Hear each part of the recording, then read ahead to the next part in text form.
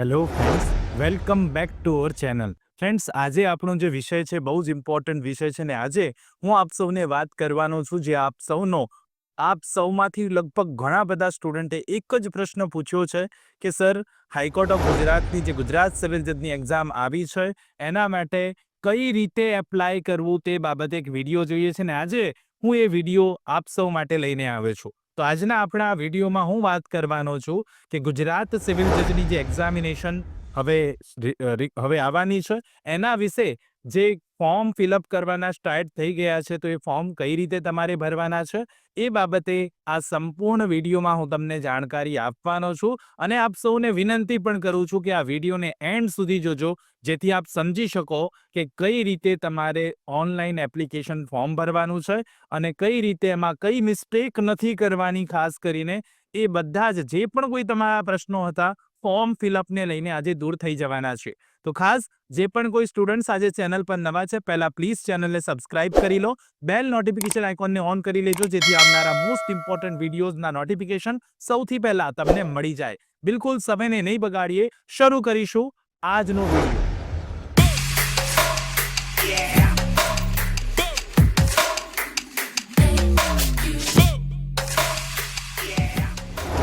તો ફ્રેન્ડ્સ, સૌથી અગત્યનું કે આપણે ઓનલાઈન ફોન એપ્લિકેશન જ્યારે ફોર્મ ભરવાનું છે ત્યારે સૌથી પહેલા આપણે હાઈકોર્ટ ઓફ ગુજરાતની ઓજસ વેબસાઇટ જે આપ સૌની સ્ક્રીન પર દેખાઈ રહી છે તેના પર જતું રહેવાનું છે અને જોબ એપ્લિકેશનમાં જઈને એપ્લાય નાવ પર ક્લિક કરી દેવાનું છે.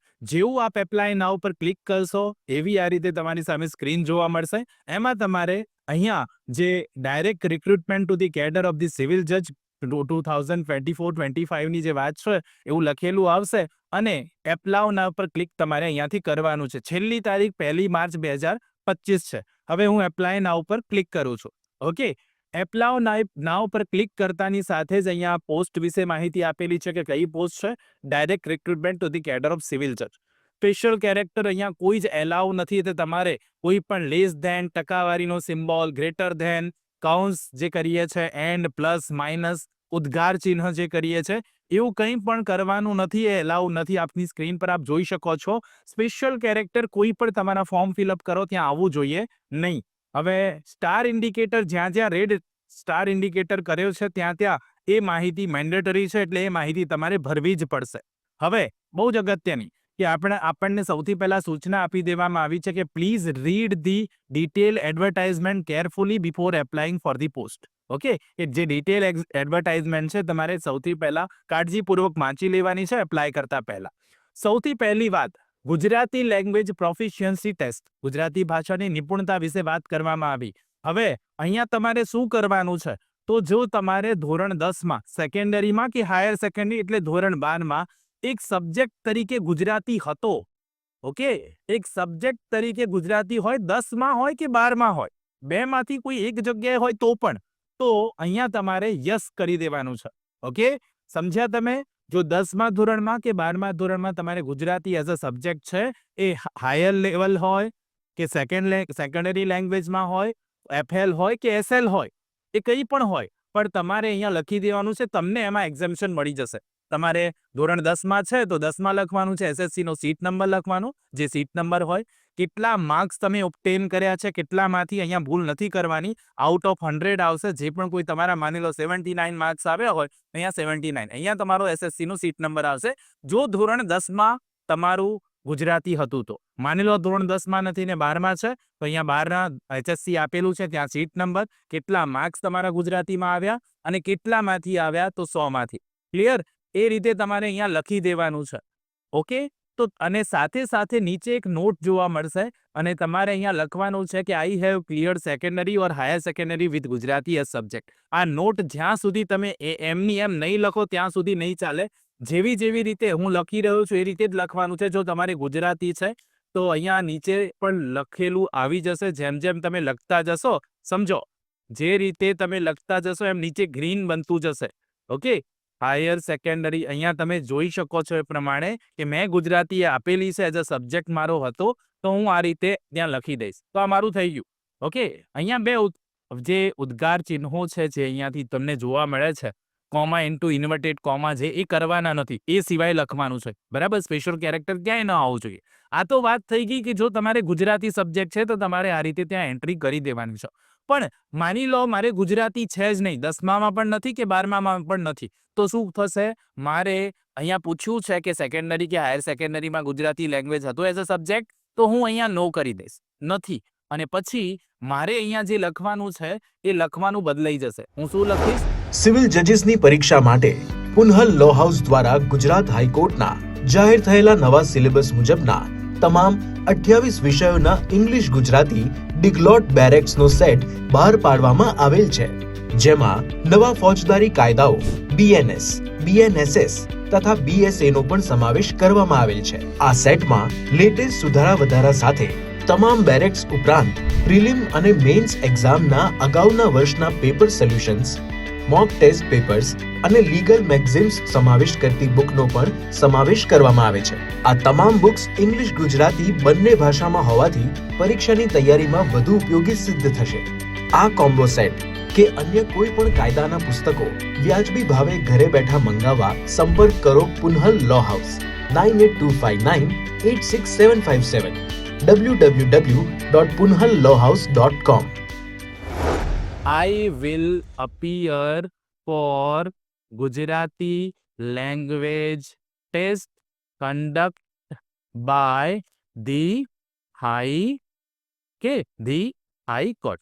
ઓકે, મેં લખી દીધું. આટલું કરવાનું છે. જો તમારે નથી તો આ લખવાનું છે, આ કોટ લખવાનું છે. અને જો તમારે છે તો 10માની કે 12માની ધોરણમાં માર્કશીટમાં જોઈને તમારે એનું રિઝલ્ટ, જે સીટ નંબર છે, કેટલા માર્ક આવ્યા છે અને કેટલામાંથી આવ્યા છે એ ડિટેલ લખી દેવાની છે. તો સૌથી પહેલું તો આ સ્ટેજ છે.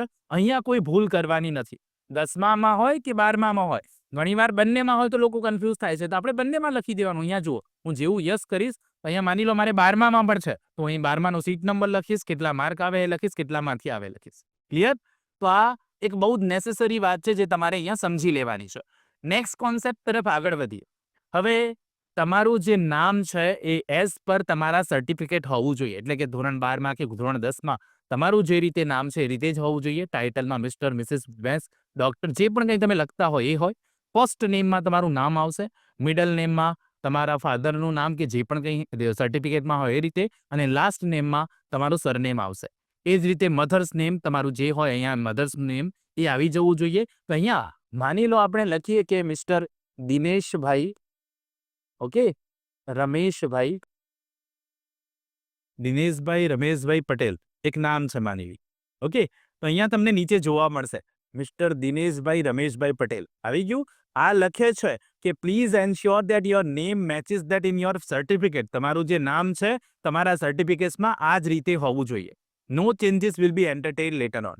પછીથી કોઈ ચેન્જીસ એમાં થશે નહીં. માની લો આ દિનેશભાઈ રમેશભાઈ પટેલનું નામ મેં લખી દીધું, મધર્સનું નેમ એમની જે હશે એ લખી દેવામાં આવે. મેલ પર્સન છે કે ફિમેલ એ રીતે બર્થ ઓફ ડેટ અહીંયાથી ક્લિક કરી લેવાની છે. મેરિડ, અનમેરિડ, સેપરેટેડ જે પણ કંઈ લાગુ પડતું હોય એ પ્રમાણે અહીંયા પણ ક્લિક કરી દેવાનું છે. કેટેગરી કઈ છે? હવે બહુ અગત્યનો પ્રશ્ન.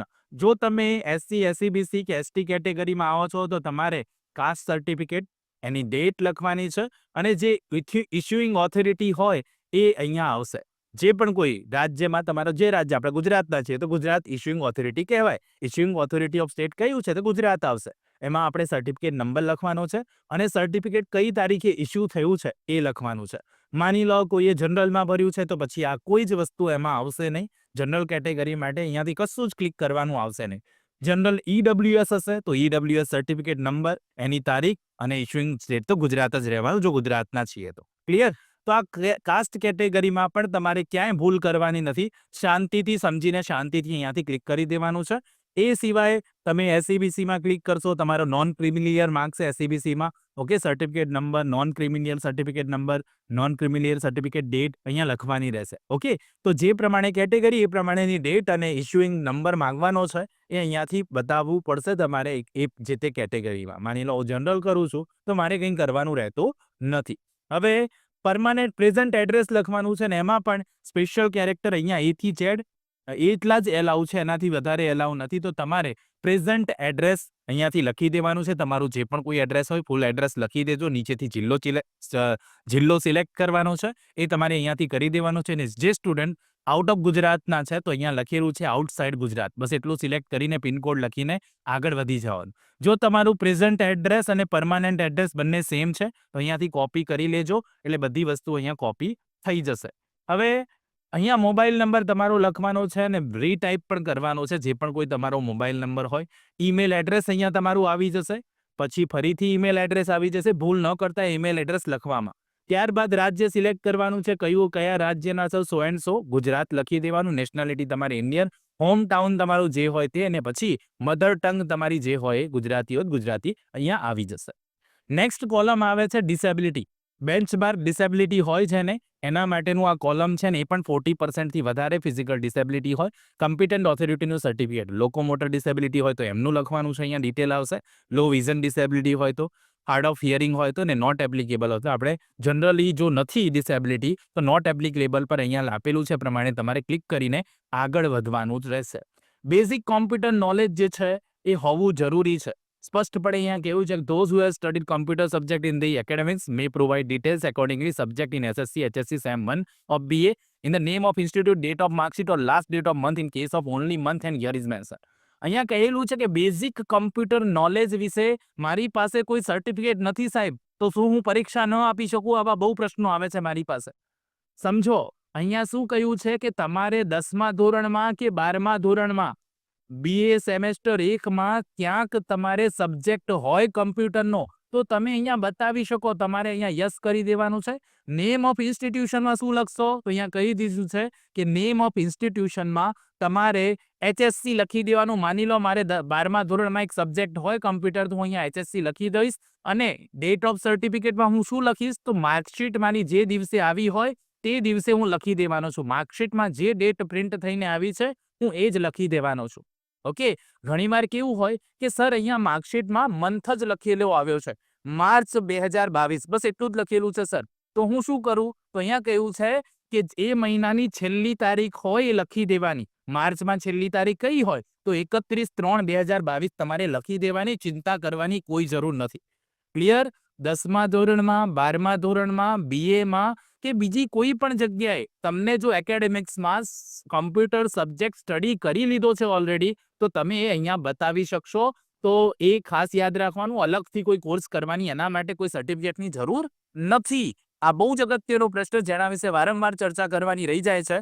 મેં અત્યારે કરી દીધી છે, એમાં કોઈ ભૂલ હવે તમારે કરવાની નથી. ઓકે, બહુ જ ક્લિયરલી હું તમને સમજાવી રહ્યો છું.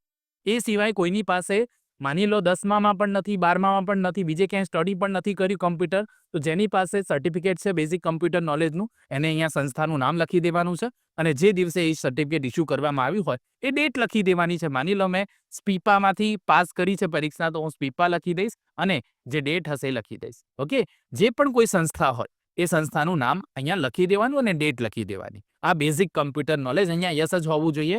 યાદ રાખજો, બેઝિક કમ્પ્યુટર નોલેજ મસ્ત છે. નેક્સ્ટ, એક્સ સર્વિસમેન કોઈ વ્યક્તિ હોય તો એને યસ કરવાનું. From date to date, post ક્યાં છે, સો એન્ડ સો. નથી, જનરલી નથી હોતા જે લોકો, એમને નોમાં ક્લિક કરીને આગળ વધવાનું છે. ગુજરાતી, હિન્દી, ઇંગ્લિશ લેંગ્વેજ બધામાં તમારે માર્કઆઉટ કરી દેવાનું છે. બધા ગુજરાતી, હિન્દી, ઇંગ્લિશ જાણે જ છે, બોલી શકે છે, લખી શકે છે. એટલે તમારે અહીંયાથી દરેક કોલમોમાં હું ટીક કરી રહ્યો છું એ પ્રમાણે કોઈ કોલમ રહી ના જાય એ રીતે તમારે માર્કઆઉટ કરી દેવાનું છે. હવે વાત આવે બેઝિક એજ્યુકેશનની. તો બેઝિક એજ્યુકેશનનો કોન્સેપ્ટ જે તમને અહીંયા જોવા મળી રહ્યો છે, એમાં તમારા એસએસસીના પર્સન્ટેજ માંગ્યા છે. ઓકે. જેમ કે મારા 700, માની લો કે 700માંથી પર્સન્ટેજ એસએસસીનું પર્સન્ટેજ હોય જ છે, તો કેટલા પર્સન્ટેજ આવ્યા છે? તો 700માંથી મારા 650 માર્ક આવ્યા હોય તો આપણે 650 ભાગ્યા 7 કરીએ એટલે આપણા પર્સન્ટેજ મળી જાય. ક્લિયર? તો જે પણ કોઈ પર્સન્ટેજ આવે હોય અહીંયા લખી દેવાના છે. 79 મારા પર્સન્ટ છે તો અહીંયા લખી દઈશ 79. 79 હોય તો એ ડિસ્ટિંક્શન કહેવાય. ઓકે. એ 70ની ઉપર જાય તે ડિસ્ટિંક્શન કહેવાય. 60ની ઉપર હોય તો ફર્સ્ટ કહેવાય. ઓકે. એ આપણા ગણતરીની વાતો છે, તો એ યાદ રાખવાનું. અહીંયા ડિસ્ટિંક્શન કરી દેવાનું. બોર્ડમાં કંઈ છેડછાડ કરવાનો નથી. જો કંઈક અલગ હોય તો જ કરવાનું. નંબર ઓફ ટ્રાયલ, તમે કેટલા ટ્રાયલ આપ્યા છે 10મા ધોરણમાં, 1 હોય તો 1. મંથ એન્ડ પાસિંગ યર જે છે એ કઈ રીતે લખવાનું છે? માની લો માર્ચ 2009 હોય તો 2009-03 લખી દેવાનું. અહીંયા પણ એ જ રીતે 2009-03 જે પણ હોય તમારા માર્કશીટમાં એ પ્રમાણે લખી દેવાનું. એ જ સેમ પદ્ધતિ HSCમાં છે. ધોરણ 12ની વાત છે. કેટલા પર્સન્ટેજ લખી લો. ક્લાસ ઓફ શું આવ્યો છે તમારો એ લખો. નંબર ઓફ ટ્રાયલ અને પાસિંગ યર પણ એ જ રીતે તમારે બતાવી દેવાનું છે.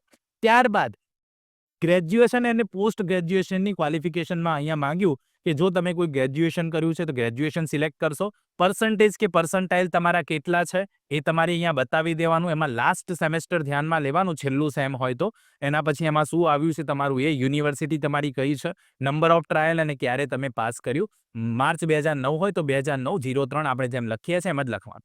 ત્યારબાદ મારે એડ કરવું છે, માની લો બીજું પણ મેં પોસ્ટ ગ્રેજ્યુએશન પણ કર્યું છે તો એ રીતે મેં પોસ્ટ ગ્રેજ્યુએશનનું પણ અહીંયા બતાવી શકું. એ પણ સેમ મેથડ છે, સેમ મેથડની રીતે તમારે બતાવી દેવાનું રહેશે. ત્યારબાદ આવે મસ્ટ LLB ક્વોલિફિકેશન. LLBની ક્વોલિફિકેશન જે આવશે એમાં તમારે જોવાનું છે કે 5 વર્ષ LLB તમે કર્યું છે કે પછી સ્પેશિયલ LLB કર્યું છે. જનરલી દરેક સ્ટુડન્ટે LLB સ્પેશિયલ કરેલું હોય છે. તો અહીંયા ડિટેલ આવશે તમારી સામે ફર્સ્ટ યરમાં તમારે કેટલા આવે. હવે પ્રશ્ન કોમન આવે છે મારી સામે કે સાહેબ પહેલા વર્ષમાં 2 સેમેસ્ટર હતા તો મારે કઈ રીતે પર્સન્ટાઇલ ગણવા. તો ઘણીવાર સ્ટુડન્ટ શું કરે છે, પહેલા સેમનું ગણતરીમાં લઈ લે છે, બીજા સેમના લેતા નથી. તો જનરલી બીજા સેમેસ્ટરનું જે પણ કંઈ રિઝલ્ટ હોય તમે અહીંયા મૂકી શકો છો. 2નું કોમન કરીને પણ અહીંયા બતાવી શકો. ઘણીવાર કેવું હોય, 2 સેમેસ્ટરનું તમારે કોમનલી ગણી લેવાનું અને એમાંથી જે પર્સન્ટેજ થાય એ અહીંયા તમે લખી શકો. મોસ્ટ ઓફ ધી ટાઈમ એ જ કરવામાં આવે છે કે બંને સેમેસ્ટરનું કોમન કરી લો અને પછી તમે અહીંયા એને બતાવી દો. 2 સેમેસ્ટર ભેગા કરીને જે પણ કોઈ પર્સન્ટેજ બનતું હોય બંનેમાંથી તો એ તમારે અહીંયા બતાવી દેવાનું છે. ક્લાસ જે બનતો હોય એ બતાવવાનું, યુનિવર્સિટી તમારી, month of passing year and so તો સેમ જ રહેવાનું. સેકન્ડ યરમાં પણ 2 આવે એ જ રીતે તમારે અહીંયા પણ સેકન્ડ યર LLBમાં પણ બતાવી દેવાનું છે. થર્ડ યરમાં પણ સેમ આવશે ને થર્ડ યરમાં તો છેલ્લું સેમ આપણું જે હોય છે ને બહુ જ ઇમ્પોર્ટન્ટ હોય છે. તો જે પર્સન્ટાઇલ આવ્યા હશે ત્યાં આવી જશે ઓલરેડી. તમારે એ રીતે બંને સેમેસ્ટરનું 5મા અને 6ઠાનું કોમ્બિનેશન કરીને જે રીતે તમારું રિઝલ્ટ બનતું હોય એ રીતે અહીંયા મૂકી દેવાનું રહેશે. મારે એ સિવાય પણ વધારે ક્વોલિફિકેશન મૂકવી હોય તો મૂકી શકું છું કે કેટલા મારે વધારાનું કંઈક મૂકવું છે તો એ પણ થઈ શકું. એડિશનલ ક્વોલિફિકેશનમાં મારે LLM કરેલું છે તો હું LLM પણ બતાવી શકું. શું રિઝલ્ટ આવ્યું LLMનું એ પણ હું બતાવી શકું. ક્લિયર? તો આ એક બહુ અગત્યની વાત થઈ જે તમે અહીંયાથી સમજી શકો છો. આ કઈ રીતે તમારું એજ્યુકેશનલ ક્વોલિફિકેશન્સ તમારે બતાવવાની રહેશે. પહેલા 2 સેમનું ઓવરઓલ ટોટલ કરીને એને ભાગાકાર કરીને ટકાવારી શું થાય છે એ તમારે બતાવી દેવાની. એ જ રીતે ત્રીજા ચોથાની અને એ જ રીતે 5મા 6ઠાની. ઓકે, તો આ પ્રશ્ન હવે ન થવો જોઈએ માઇન્ડમાં. કોમન કરીને બંનેનું કોમન કરી લેવાનું અને પછી તમારે બતાવી દેવાનું. નેક્સ્ટ કોન્સેપ્ટ છે ફીસ ભરવા માટે. SC ST SEBC અને EWS પર્સન્સ માટે 1000 રૂપિયા છે ને જનરલ કેટેગરી માટે 2000 ઓનલાઈન તમે ફીસ ભરી શકો છો.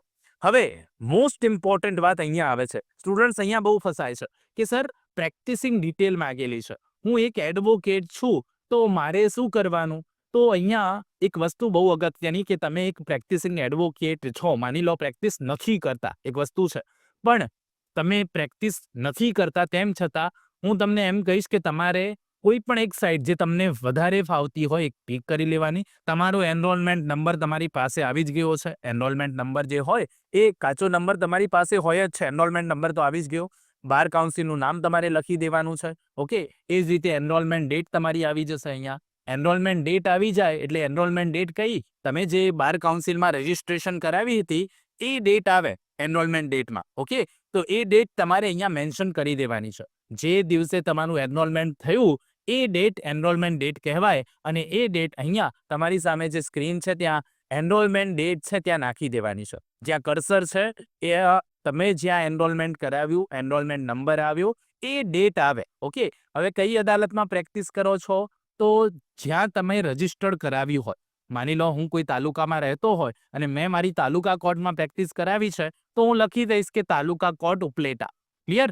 તો મારે રાજકોટની તાલુકા કોર્ટમાં પ્રેક્ટિસ કરવી છે તો હું ત્યાં મેં રજીસ્ટ્રેશન કરાવી હોય તો હું અહીંયા લખી દઈશ કે તાલુકા કોર્ટ, સમજો, તાલુકા કોર્ટ ઉપલેટા. આટલું લખી દેવાનું છે તમારે. ઓકે, તો તાલુકા કોર્ટ ઉપલેટા ડિસ્ટ્રિક્ટ રાજકોટ, જે પણ કોઈ જિલ્લો હોય, કોઈ પણ તાલુકો, આપણે તો આ તો વાત કરીએ કે એક્ઝામ્પલ તરીકે જે જિલ્લો હોય એ જિલ્લો લખીને તમારે ડિટેલમાં લખી દેવાનું છે, એન્ટ્રી કરી દેવાની છે. ઓકે, વચ્ચે તમે અલ્પવિરામ કરી શકો, અહીંયા અલ્પવિરામ ચાલશે. ક્લિયર? હવે અહીંયા એક ડેટ માંગી કે period of continuous practice from. હવે એક પ્રેક્ટિસ કરવી બહુ જરૂરી છે તો અહીંયા તારીખ કઈ લખવી. હું તો પ્રેક્ટિસ કરતો નથી માની લો તો મારે તમને એટલું જ કહેવું છે કે જે દિવસે તમે જે તે લોકલ કોર્ટમાં રજીસ્ટ્રેશન કરાવ્યું હોય ને એ તારીખ અહીંયા લખી દેવાની. જે દિવસે લોકલ તમારી આજુબાજુ જે કોર્ટ છે જેમાં તમે પ્રેક્ટિસ માટે ભલે જતા નથી પણ રજીસ્ટ્રેશન કરાવ્યું હોય એ તારીખ અહીંયા લખી દેવાની છે.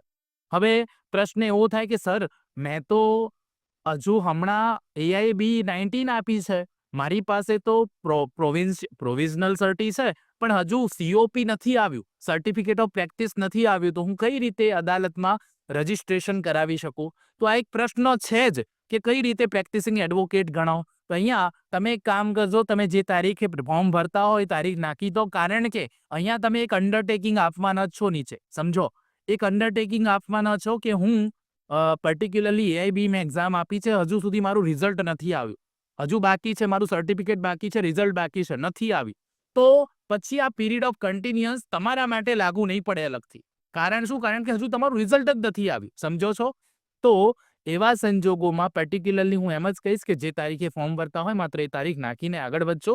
અને હાઈકોર્ટ પણ આ વસ્તુને સમજશે કે જેમનું રિઝલ્ટ જ નથી આવ્યું એ લોકો કઈ રીતે કન્ટિન્યુઅસ પ્રેક્ટિસમાં રજીસ્ટ્રેશન જ એમનું ન થાય, અને એટલા માટે એ કન્ટિન્યુઅસ પ્રેક્ટિસ ગણાય નહીં. તો બીજા દરેક માટે કે જેમને પ્રોવિઝનલ સર્ટી અને COP આવી ગયું છે, તો જે દિવસે તમે હાઈકોર્ટમાં અથવા તો બીજે ક્યાંય પણ તમારી આજુબાજુની જે કોર્ટ છે જ્યાં તમે પ્રેક્ટિસ કરવા જાઓ છો, ઓકે, ત્યાં રજીસ્ટ્રેશન કરાવેલું છે, એ તારીખ તમારી એ જે દિવસે રજીસ્ટ્રેશન થયું અદાલતમાં એ દિવસે 12માં રજીસ્ટ્રેશન, લોકલ બારમાં રજીસ્ટ્રેશન થાય છે. તો એમાં જે ડેટે તમારું રજીસ્ટ્રેશન થયું હોય એ તારીખ અહીંયા લખી દેવાની છે અને નીચેવાળી તારીખ તો એવી ને એવી આવશે. ક્લિયર? અને પછી જો તમે અહીંયા જો AIB એક્ઝામ આપી છે તમે 22/12/24 ના રોજ અને એનું રિઝલ્ટ બાકી છે, તો અહીંયા આઈ અંડરટેક પર ક્લિક કરી દેવાનું છે અને બસ બીજું કંઈ કરવાનું નથી. ને જો તમે ઓલરેડી પાસ છો AIB અગાઉની એક્ઝામમાં, તો અહીંયા નોટ એપ્લિકેબલ ટિક કરીને date of passing examination of bar council of India, કઈ તારીખે તમે પાસ કર્યું એ અહીંયા તારીખ મેન્શન કરી દેવાની છે. ક્લિયર? તો આ બહુ એક અગત્યની વાત થઈ. આ ડેટમાં જે પણ કોઈ પ્રશ્નો હતા આજે મેં તમને સમજાવી દીધા છે અને તમને ક્લિયર પણ થઈ ગયું હશે. તો આ એક બહુ અગત્યની વાત છે, ખાસ યાદ રાખી લેજો. Whether you have been convicted by a court of law, તો અહીંયા નો થઈ જશે. ઓકે, અને એ સિવાય પણ અહીંયા એક્ઝામિનેશન ઓથોરિટી માટેની પણ એક વાત કરવામાં આવી, અહીંયા પણ જનરલી સનદ લાયસન્સ કેપ નથી કરવામાં આવી, રિવોક નથી થયું. સો એન્ડ સો માહિતી અહીંયા જનરલી બધામાં નો આવશે.